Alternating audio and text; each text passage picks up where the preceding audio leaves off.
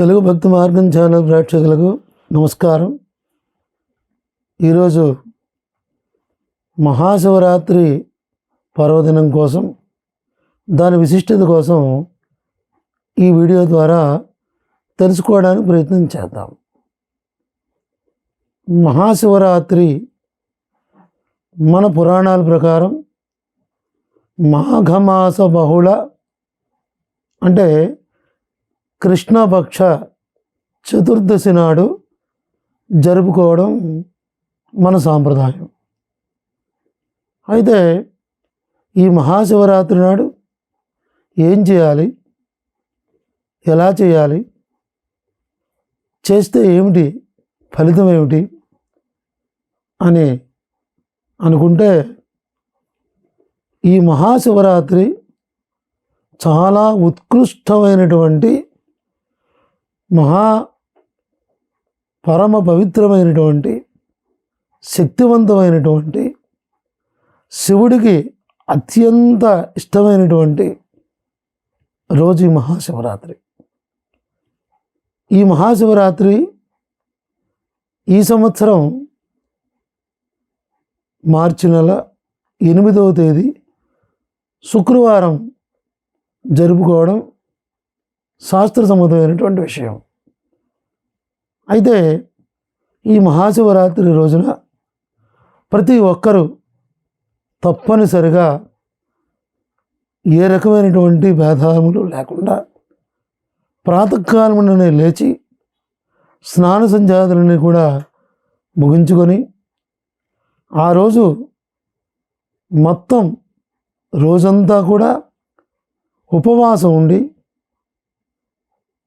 తర్వాత శివారాధన, శివుని ప్రీతిగా అభిషేకం, అలాగనే మారేడు దళములతో శివార్చన, అదే అర్చన అని కూడా అంటారు. మారేడు దళములతో ఆ రోజు తప్పనిసరిగా శివుని పూజించడం. అంతేకాకుండా వీటన్నిటికన్నా ఇంకా ముఖ్యమైనటువంటిది జాగరణ చేయడం. ఇవన్నీ కూడా ఆ రోజు అత్యంతమైనటువంటి ఫలాన్ని ఇచ్చేటువంటి విషయాలు ఇవన్నీ. ప్రతి ఒక్కరూ కూడా ఈ శివరాత్రి నాడు పైన చెప్పిన ప్రకారంగా ఉదయాన్నే లేవటం, శివార్చన చేయటం, ఉపవాసం ఉండటం, అంతేకాకుండా జాగరణ చేయటం, ఇవన్నీ చేస్తే ఉన్నంతకాలము సకల భోగములు అనుభవించి తదుపరి శాశ్వతముగా కైలాసాన్ని పొందేటువంటి, మోక్షాన్ని పొందేటువంటి అవకాశం ప్రతి ఒక్కరికి కలుగుతుంది అని పరమశివుడే స్వయంగా పార్వతీదేవితో చెప్పినట్లుగా స్కాంద పురాణంలో మనకు చెప్పబడింది. అదేవిధంగా ఈ మహాశివరాత్రి నాడు ఇంకొక గొప్ప విషయం ఏమిటంటే, అర్ధరాత్రి 12 గంటలకి లింగోద్భవం అనేటువంటి కార్యక్రమాన్ని చేస్తూ ఉంటారు. అంటే పరమశివుడు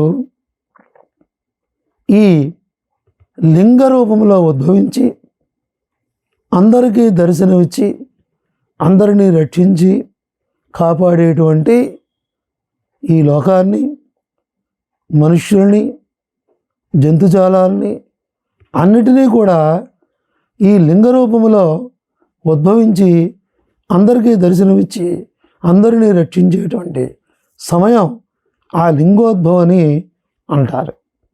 ఆ సమయంలో ప్రతి ఒక్కరూ ఆ లింగోద్భవ కార్యక్రమంలో అందరూ పాల్గొనటం, లేదా అవకాశం ఉన్నంత వరకు ఆ లింగోద్భవాన్ని చేయటం, చూడటం.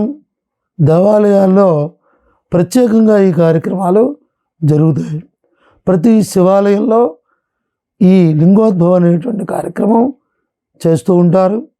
ఆ సమయంలో ప్రతి ఒక్కరూ ఆ లింగోద్భవ కార్యక్రమాన్ని పాల్గొనడం కానీ, చూడటం కానీ లేదా ఓం నమ శివాయ అనేటువంటి పంచాక్షరి మంత్రం జపం చేసుకొని ఆ సమయంలో ఎవరైతే చక్కగా శివధ్యానం చేస్తారో తప్పనిసరిగా ప్రతి ఒక్కరూ ఉన్నంతకాలము భోగభాగ్యాలు అనుభవించి అంతమందు శాశ్వతమైనటువంటి మోక్షాన్ని పొందుతారు సుమా అని పరమశివుడు చెప్పాడు.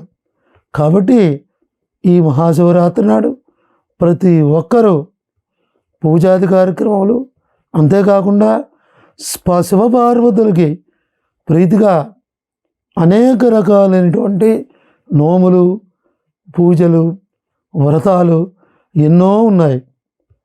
లేదా శివపురాణం చదువుకోవడం కానీ ఇటువంటివన్నీ కూడా శివరాత్రి నాడికి ఏది చేసినా మహత్తరమైనటువంటి విశేషమైనటువంటి ఫలితం లభిస్తుంది.